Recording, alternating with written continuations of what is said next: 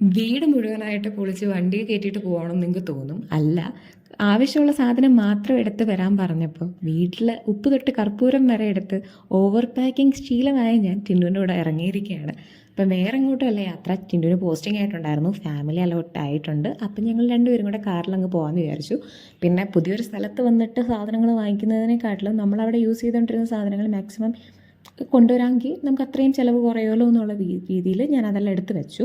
ഇപ്പം പുനലൂർ കൊട്ടാരക്കര ആ ഒരു റൂട്ടിൽ നമ്മൾ തമിഴ്നാട് കയറി അങ്ങനെയായിരുന്നു പോയിരുന്നത്. വലിയ ബ്ലോക്കോ കാര്യങ്ങളൊന്നും ഇല്ലായിരുന്നു, തെന്മല ആ ഒരു ഏരിയയൊക്കെ കൂടെ. അതുമാത്രമല്ല വണ്ടിയിൽ നല്ല രീതിയിൽ ലഗേജ് ഉണ്ടായതുകൊണ്ട് തന്നെ നല്ല സ്മൂത്തായിട്ട് പോകാൻ പറ്റി. പിന്നെ ഞങ്ങൾക്ക് വലിയ ഇഷ്യൂസൊന്നും ഈ ഒരു യാത്രയിൽ ഉണ്ടായില്ല. നമ്മൾ ഉച്ചയ്ക്കാണ് ഇറങ്ങിയത്, ഒരു മണി 2 മണി ആയി നമ്മളവിടെ വീട്ടിൽ നിന്ന് ഇറങ്ങിയപ്പോൾ. അപ്പോൾ ഇടയ്ക്ക് നമ്മുടെ ഇതുപോലുള്ള ചെറിയ ചെറിയ സ്ട്രീമൊക്കെ കണ്ടപ്പോൾ അവിടെ കുറച്ച് നേരം ഒന്ന് സ്ലോ ഡൗൺ ചെയ്തിട്ട് പോവുമായിരുന്നു ചെയ്തത്. അധികം നേരം ഒന്നും നിന്നില്ല, കാരണം കൃത്യം നമുക്കൊരു 14-12 മണിക്കൂർ യാത്രയാണ്. അപ്പം ഒരു വെളുപ്പിനൊക്കെ ആവുന്നതിന് മുന്നേ നമ്മൾ ബാംഗ്ലൂരാണ് പോകുന്നത്, അത് പറയാൻ ഞാൻ വിട്ടുപോയി. ബാംഗ്ലൂർക്കാണ് പോസ്റ്റിങ്. അപ്പം ബാംഗ്ലൂർ ട്രാഫിക്കിൽ ചെന്ന് കിടക്കാതിരിക്കണമെങ്കിൽ വെളുപ്പിനെ എത്തുന്നതായിരിക്കും നല്ലത്, സിറ്റിയിൽ കയറുന്നതായിരിക്കും നല്ലത്. അതുകൊണ്ടാണ് ഞങ്ങൾ അങ്ങനെ പ്ലാൻ ചെയ്ത് ഇറങ്ങിയത്. അപ്പം നമ്മുടെ ഈ ഒരു റെയിൽ ബ്രിഡ്ജും ഒക്കെ കണ്ട് നല്ല രീതിയിൽ എൻജോയ് ചെയ്തൊരു യാത്ര തന്നെയായിരുന്നു.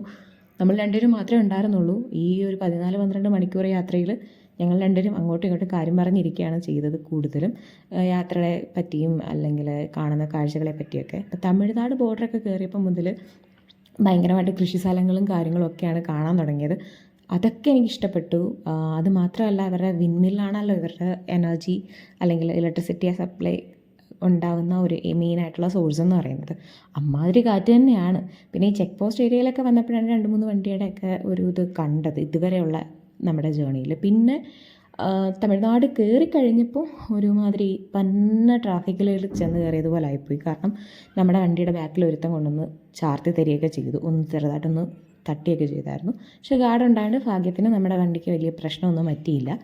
എങ്കിലും അത് ഒരു ചെറിയ നെഗറ്റീവ് എക്സ്പീരിയൻസ് ആയിരുന്നു ഈ ഒരു ടോട്ടൽ ജേണിയിൽ, 14 മണിക്കൂറത്തെ ഈ ഒരു യാത്രയിൽ.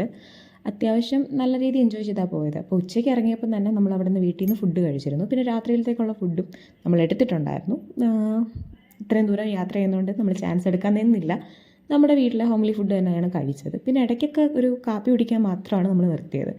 ഇടയ്ക്ക് ഈ കന്നാലികൾ, ഈ പോത്തെല്ലാം കൂടെ വന്ന് നമ്മുടെ വണ്ടിക്ക് ചുറ്റും വലം നിന്നപ്പം ശരിക്കും ഈ തമിഴ് സിനിമയിലൊക്കെ കാണുന്ന മാതിരി ഒരു രംഗമാണ് എനിക്ക് ഓർമ്മ വന്നത്. പേടിച്ചു പോയി ചെറുതായിട്ടൊക്കെ. എന്നിട്ട് പിന്നെ നൈസായിട്ട് നമ്മൾ തിരിച്ചു പോയി. ഇവിടുത്തെ എല്ലാ ആൾക്കാരും വെറും കെയർ ഫ്രീ ആണ്. നമ്മുടെയൊക്കെ നാട്ടിലാണെങ്കിൽ കന്നാലിയോ ഒരു പൂച്ച വട്ടം വെച്ചാൽ തന്നെ നമ്മൾ വഴക്കായി, പ്രശ്നമായി. അവിടെ അങ്ങനെയൊന്നും ഇല്ലെന്ന് തോന്നുന്നു. പിന്നെ ഈ ബാജ്രയാണെന്ന് തോന്നുന്നു, ഇങ്ങനെയുള്ള കൃഷിയൊക്കെ ഉണ്ടായിരുന്നു ഒരുപാട്.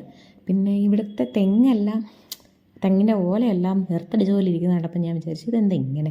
പിന്നെയാണ് ആലോചിച്ചത്, കാറ്റ് അമ്മാതിരി കാറ്റാണല്ലോ, വിൻമില്ല് കറങ്ങണമെങ്കിൽ നല്ല പവർ കാറ്റ് വേണമല്ലോ. പിന്നെ ഇവിടെ ഗ്രാമീണ ആ ഒരു ഏരിയയിലെല്ലാം അത്യാവശ്യം വൃത്തിയുണ്ട്. പക്ഷേ അങ്ങോട്ട് സിവിലൈസ്ഡ് ആയിട്ടുള്ള ആൾക്കാർ താമസിക്കുന്ന സ്ഥലങ്ങളിലേക്ക് പോകുമ്പം റോഡ് സൈഡിലെല്ലാം കുപ്പയാണ്, ഫുള്ള് കുപ്പയാണ്. പിന്നെ നമ്മളൊരു 6 മണി 6:30 ഒരിടത്ത് നിർത്തി ചെറുതായിട്ടൊന്ന് ചായയൊക്കെ കുടിച്ച് നമ്മുടെ വണ്ടിക്കൂട്ടനും ചെറുതായിട്ടൊന്ന് റെസ്റ്റ് കൊടുത്തു. ചായയല്ല, കാപ്പിയാണ് കുടിച്ചത്. അപ്പം കാപ്പി കൊണ്ട് തരുന്ന വഴി ഞാൻ വീഡിയോ എടുത്തതുകൊണ്ട് എൻ്റെ കയ്യിൽ നിന്ന് മിസ്സാവേണ്ടിയായിരുന്നു. ബന്ധോഭാഗ്യത്തിന് രക്ഷപ്പെട്ടു. അങ്ങനെ നമ്മൾ വെളുപ്പിനെ തന്നെ ബാംഗ്ലൂർ എത്തി. പിന്നെ നമ്മൾ നമ്മുടെ ലിവിങ് സ്പേസിലേക്ക് വേണ്ടുന്ന കാര്യങ്ങളൊക്കെ മേടിക്കാൻ പിന്നെ പോയി. അന്ന് തന്നെ നമ്മളെല്ലാം ഫുൾ ഷിഫ്റ്റിങ്ങും കറക്റ്റ് ചെയ്തു. അപ്പം തുടർന്ന് ഇതുപോലത്തെ വീഡിയോസ് വേണമെങ്കിൽ നിങ്ങൾ ലൈക്ക് ചെയ്യുക, ഷെയർ ചെയ്യുക, കമൻറ്റ് ചെയ്യുക, സബ്സ്ക്രൈബ് ചെയ്യാനും മറക്കരുത്. അപ്പോൾ ഇനി നമുക്ക് കുറച്ച് നാളത്തേക്ക് ബാംഗ്ലൂർ വിശേഷങ്ങളും ഒക്കെ കാണാം. അതുവരേക്കും ബൈ ബൈ.